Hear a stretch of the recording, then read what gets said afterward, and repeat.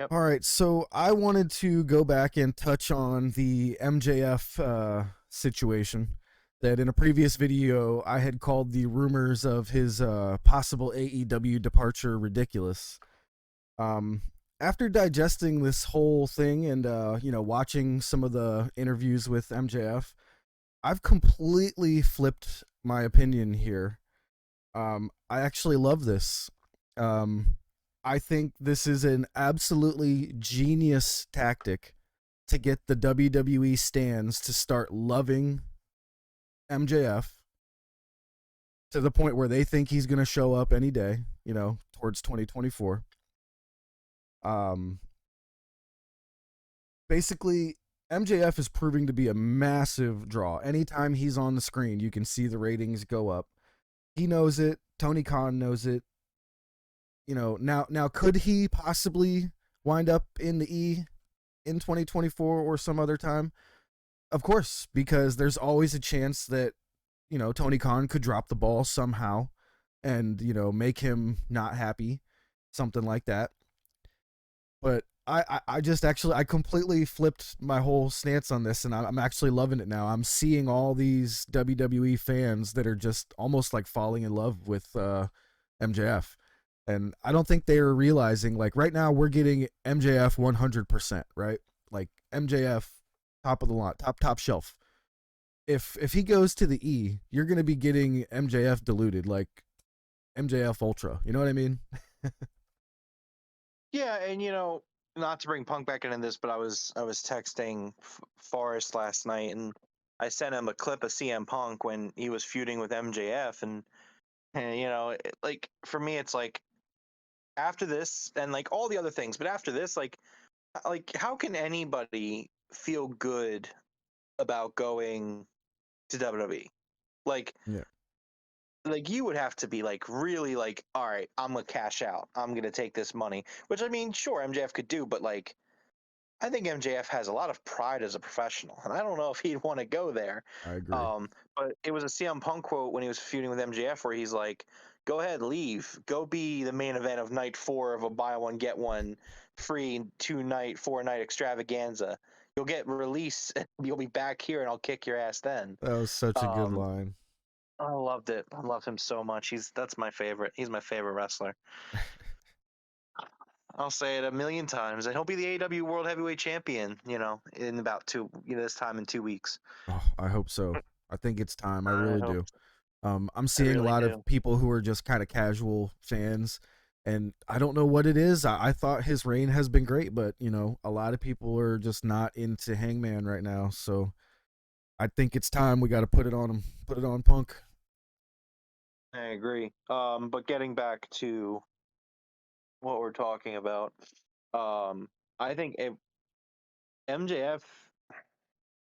I mean, I've always thought he's doing it for the heat, but I Yeah. I, I can't see him taking pride in his career, seeing what's going on, and just being like, yeah, I'll go to WWE. I'll go work WWE for a few years. Like, I don't know if I can't picture almost anybody doing that and just being okay with it. Like I hope Cody is happy where he is because he deserves it. They deserve each other. I'm like, WWE and Cody Rhodes 100% deserve each other. is Cody destroying them from the inside? Because it's been nothing but a shit show since he showed up. It's been a shit show before he showed up, True. so it doesn't. I don't know. I don't believe Cody's a double agent, but I mean, time will tell, I suppose. But But I mean, one thing about MJF, like anybody who's thinking he wants to jump ship, remember what program he just got out of with his freaking hero CM Punk. He did a program that lasted the span of 2 years. 2021 and 2022. I don't know how long it was, like a 6 month to a year feud, but this was one of my favorite feuds of all time. The kid's as over as you could possibly be as the best heel in the world right now. They could say that he's not happy with his contract, but it's like, look, man, you just made yourself into the star you are. Your contract will catch up with you.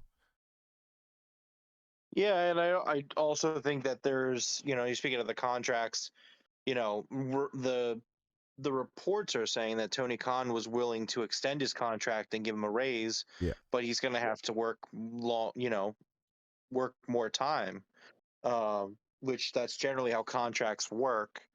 And so I don't agree with MJF's stance on the fact that he should be making more money without extending the contract. That's something that's kind of rubbed me the wrong way. And if that's a shoot right there, then he No, can go fuck himself. it can't That's be, because that's an absolute insanity to even think that any owner of any organization, club, wrestling, whatever you want to call it, you never boost money on a contract without extending the years on it. That's just insanity. It was just a really good line to draw the heat. It was great. But what do you think about what I said, where this is kind of a ploy to draw a lot of the E stands into enjoying MJF and, getting their eyes on the product? Me personally, I don't think that that's the intention. I think it's just more so the other way around. I think it's an attempt to get people like me to hate him. you know, We you asked we me already what hate him. I love him because I hate him because I love him. Yeah, Like exactly. I love MJF. He's the best heel. But like he wants everyone to fucking hate his guts. Like he is the greatest heel. But when all said and done, he may be the greatest heel of all time. And he's gonna do whatever it takes for him to get over, in a negative way, because that's how heels work. So this, like, he's just gonna say whatever he has to say. And like, what makes me mad, the fact that for the next 18 months I have to hear MJF tease that he's going to the Fed. Yeah, that pisses me off. Like, I Yeah, don't like that. yeah, You know I what I get it. mean? So it's like that's the point of it. So I don't know. I don't think that MJF is trying to get WWE guys on his side. I mean, that's a side effect of it. I But was the gonna thing say, I about the definitely WWE think it's a fans, side effect of it. Yeah, yeah. But the thing is, you got to keep in mind with WWE fans, they are extremely they're very wishy washy, very flip flop.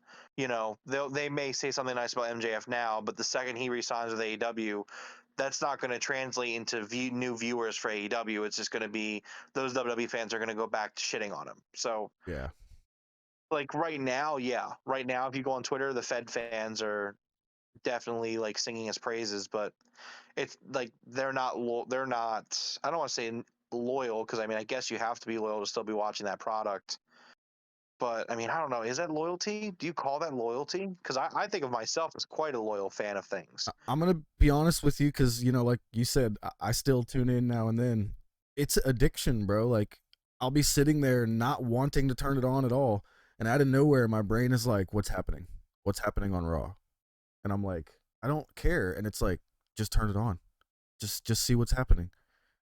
And then I Yeah, that's not fucking do. healthy. That's not healthy. You're gonna have to get that figured out. I mean, Right? I hope you never start a cocaine habit or anything. That would be I'd be toast. pretty. Yeah, I could see that. But I mean, I've started. I've already stopped watching NXT over these past few weeks. It is absolutely unwatchable. So, baby steps, right?